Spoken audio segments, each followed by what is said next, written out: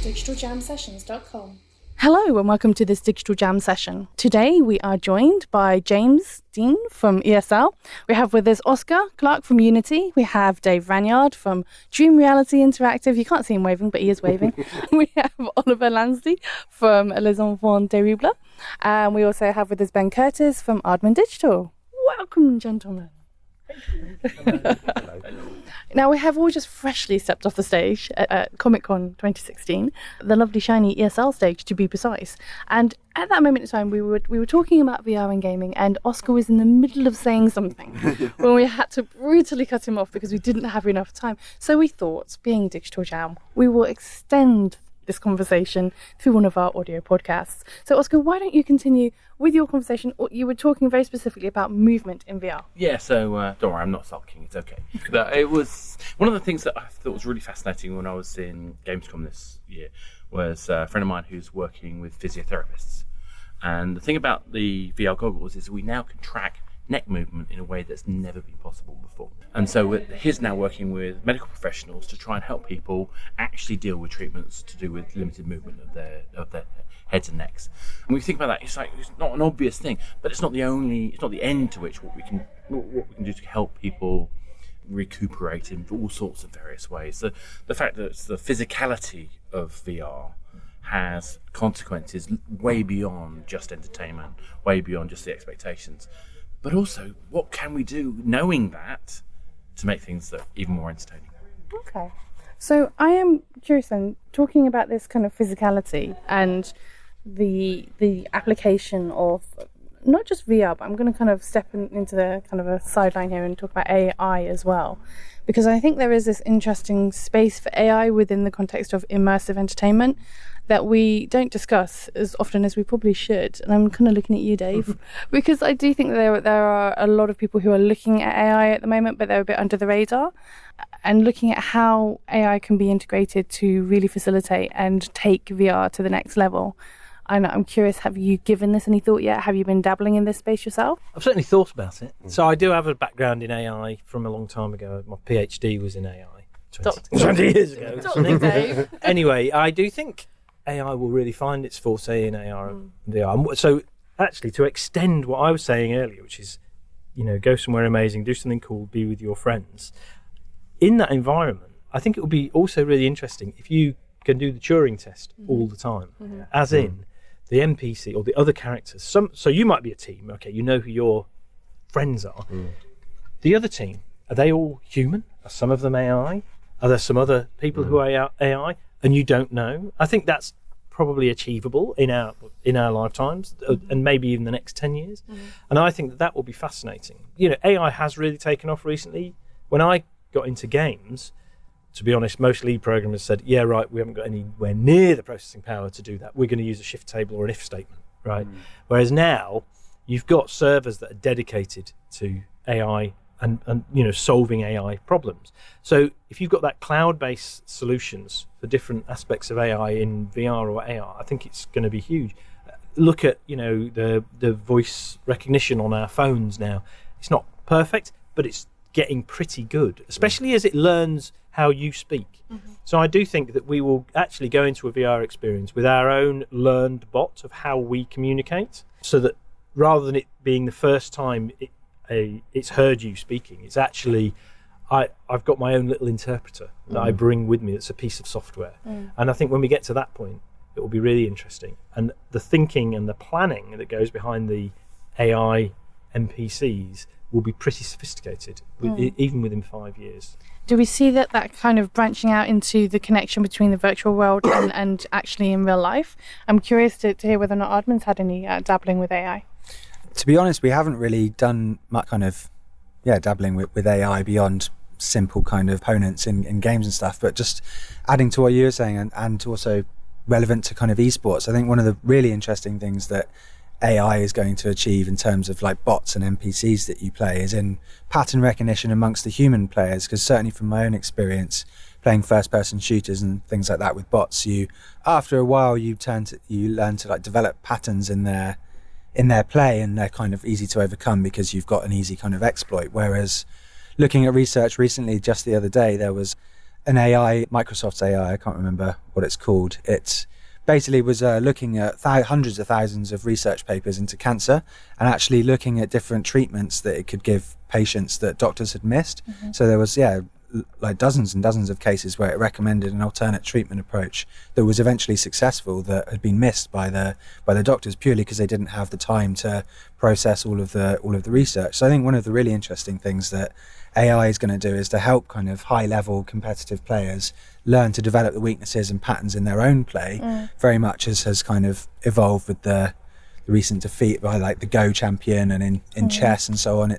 AI is very good at working out patterns and figuring them out, and I think that the tables are going to be turned where the bots are kind of exploiting you for your weaknesses soon rather than the other way around. I find this really interesting because James, obviously ESL is one of the major supporters for the Esports Integrity Coalition, and one of the questions would be then, is bots and AI going to be one of the things that you guys are going to have to mitigate against in the same way that you do with match fixing or doping or DOS attacks or any of these other things? Yeah, I mean that's already part of it anyway. But I think in the world of VR esports, if I could imagine it, I could imagine a situation which would be really interesting where that AI is learning about you and yourself to actually take over in a way. So you've got a 24-hour of yourself and just competing or whatever, and then you just jump back in and sort of carry on taking over because it's a particularly difficult area. Maybe so almost like a self-driving kind of persistent. So it could actually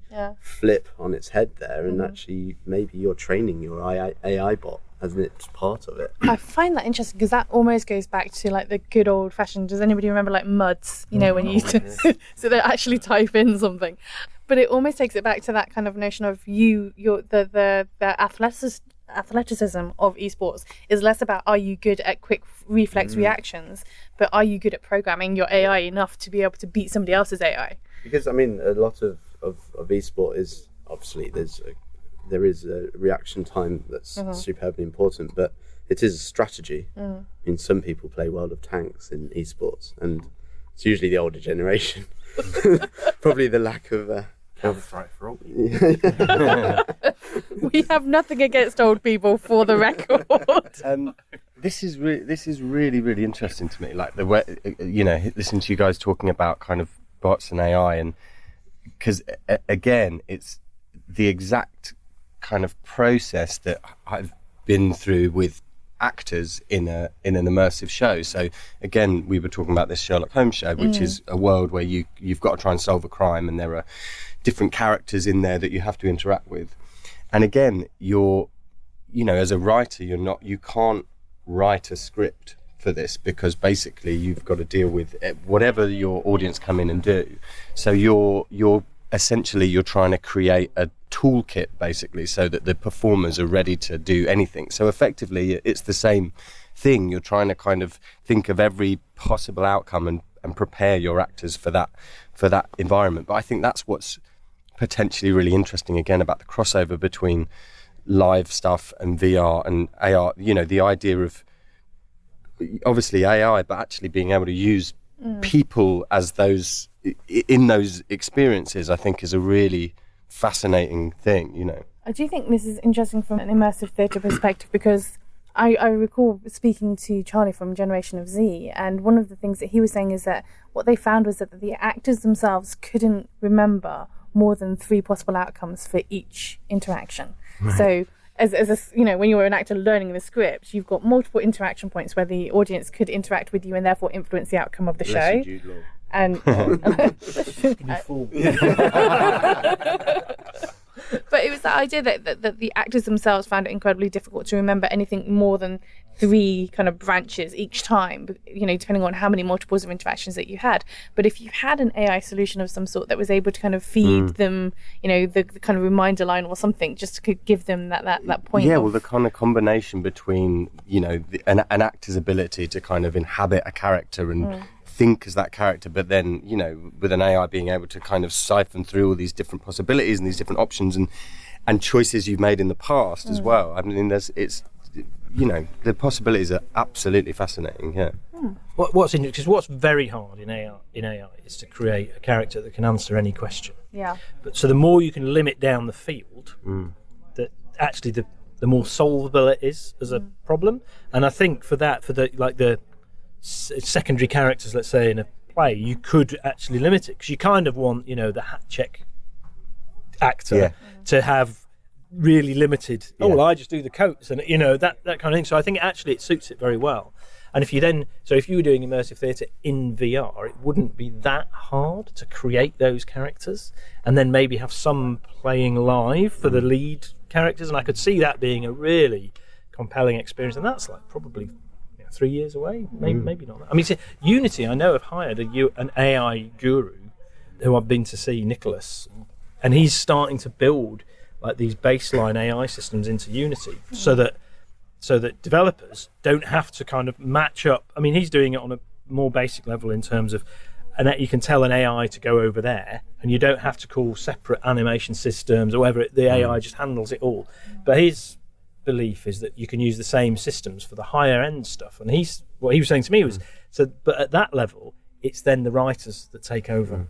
And I think that's where we're heading to from a game development perspective. Well, it seems like kind of a sort of a crazy idea, but if you imagine one of these huge kind of these world-playing games, you imagine the idea of putting actors in that environment 24/7. Again, we do, when we do these shows, often when we did Alice, we did 12 entries a night. So literally you're rotating actors and bringing them in. But, when you look at the money that is being invested in these huge games, to have an actor there is a drop in the ocean comparatively. But to actually be able to combine those two worlds could be, unbelievable. But isn't that the thing about games, that we can do something else? I mean, for example, when you're writing these sort of nerd LARP things that I do, you've actually got to effectively program the player, because you set them objectives and you try to structure the way who they're going to get their information from, and you open gaps of information which can only be solved by specific people that they're steered towards. Yeah. So you kind of constrain their behaviour, not just the AI. But also thinking that I'd like to come back a little bit to the conversation that we had about the use of AI itself in terms of gameplay, and there already exist experiences. So for example, I did some work DeepMind before they became part of Google, and they've got some incredible ideas about how you can leverage this kind of smart behaviour to create much more realistic experience. But even Supercell supporting kind of an esports about making AI. A couple of years ago, I was at the Supercell event in Helsinki, and they literally sponsored this event to help people and have teams programming AI to drive a racing car around a track, and the fastest wins. And that's an incredible feat, and a game in itself. So I'm curious, because it feels like we're almost edging into kind of Westworld territory. I was about to say. I was waiting for somebody to say it, and nobody said it yet. But we had this. Unity. We had this conversation the other day, though, where we were talking about this idea that actually, as creators in virtual reality or in immersive theatre or anything where it is an immersive entertainment kind of sector, we are getting closer and closer to literally becoming the game makers from the Hunger Games. I was going to mention Hunger Games earlier on, actually, as another format that we were discussing. Oh, esport. Let's put them in the real arena. but I do think we are kind of getting very close to that edge, and when we kind of see the types of themes that emerge within something like Westworld, and you're talking about creating these artificial characters who have their own artificial intelligence and their own artificial lives, it's really interesting, because there is a company whose name I'm not going to mention who are working with AI at the moment, and they showed me an example where when you're interacting with the character in the game, normally, obviously, we have the limitation, you walk up to the character, and when you walk around that character, it's still going to deliver its lines facing forwards rather than, turning to face you.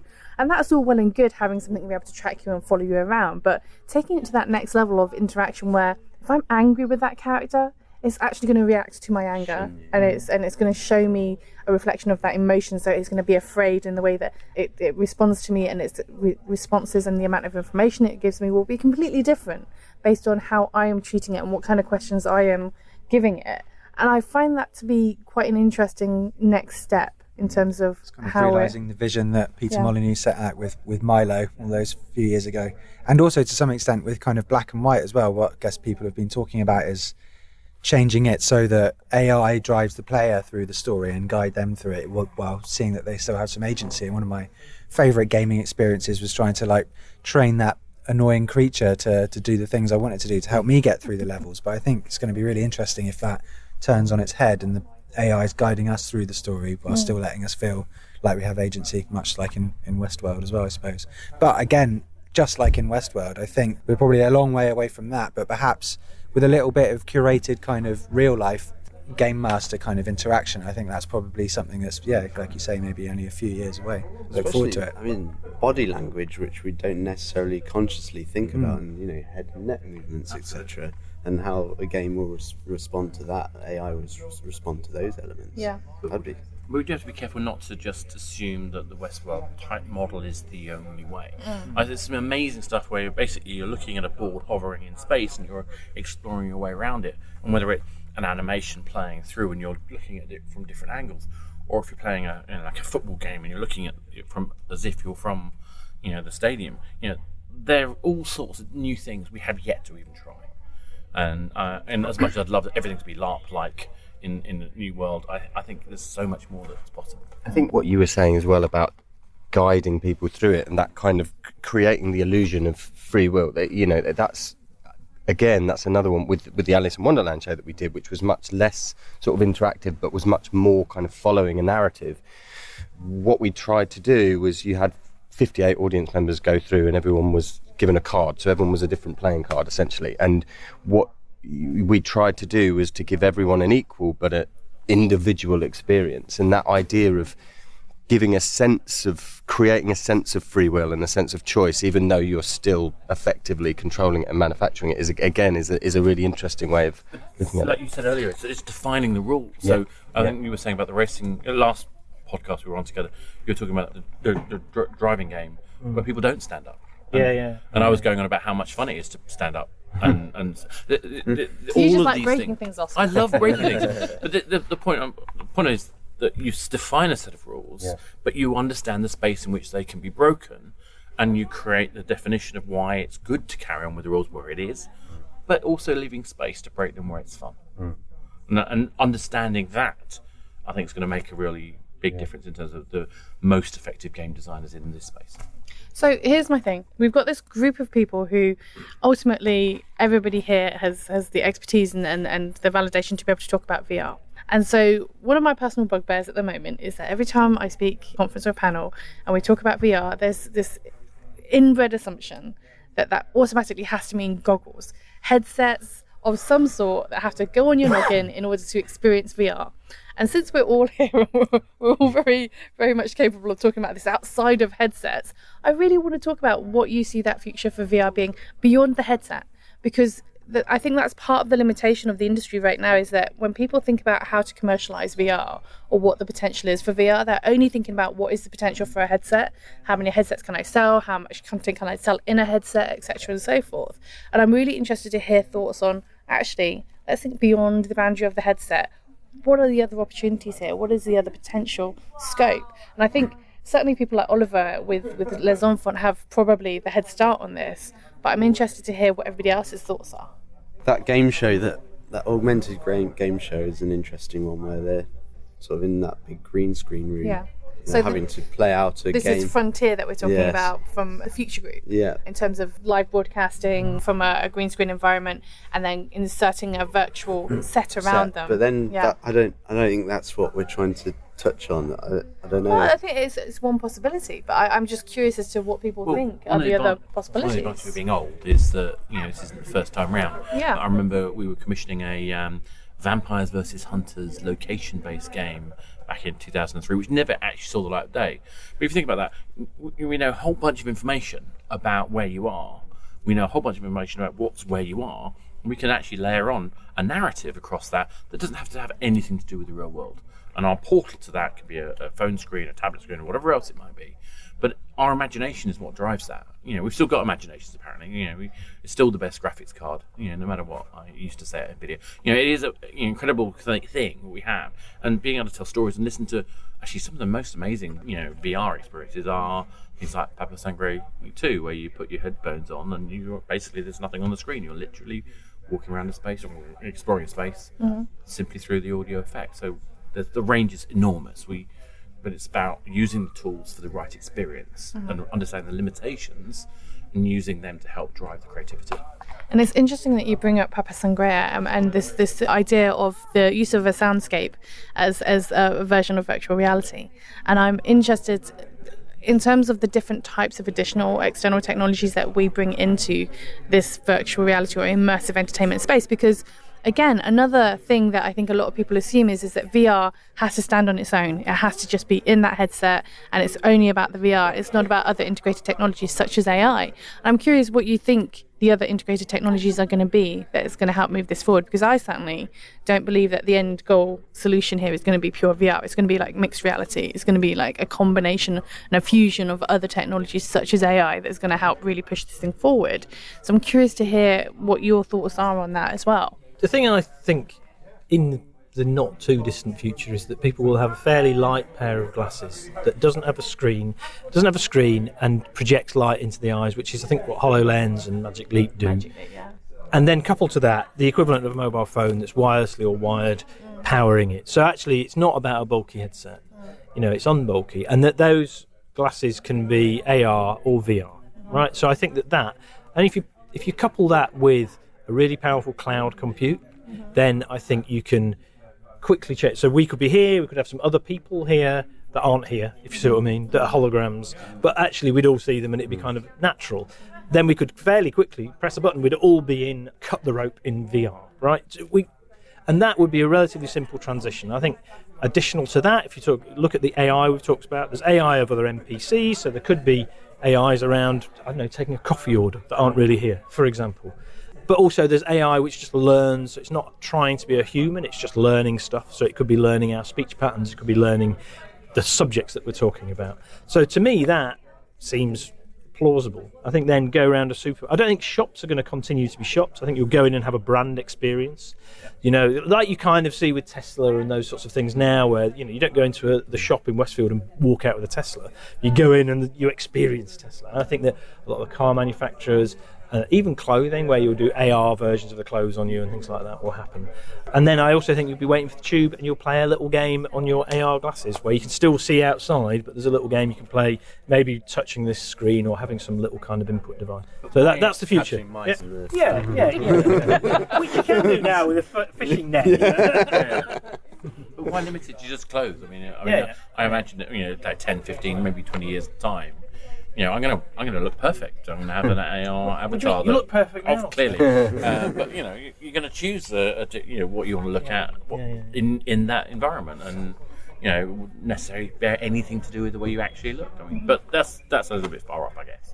Okay. Well, as always, thank you for joining us on this Digital Jam session.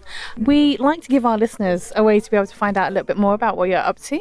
We ask you to do that by sharing with us your social media handle of choice. Would you care to share with us what that is, James? My Twitter handle is Jimco, which is my original gaming tag, J1MCO. Thank you. And Oscar? I'm at Athanasius, which also is my original gaming tag. It's even the tag I used to have at Wireplay. Amazing. So that's ATHANATEUS. But also check out at megapanel_games, where we're going to provide all the information about this 24-hour podcast we plan to do. Wonderful. And I'm on Twitter at BenMakesGames, which isn't my gaming handle, but I won't share that with anyone. We're on Twitter as Les Enfants Ter, which is LESENFANTSTERR, or lesenfantsterribles.co.uk, Facebook, all the things. All the regular places, okay. Yeah, and I'm on Twitter as Dr__Dave, and those underscores are actual symbols, not full text. And once again, I want to thank you for listening to this Digital Jam session coming live at you from Comic Con 2016 inside the Niche Arcade. Don't forget to check out Niche at Join Niche on Twitter. And also, if you enjoyed this content, don't forget to subscribe and review, and follow us on Twitter at Digital Jam Ltd. DigitalJamSessions.com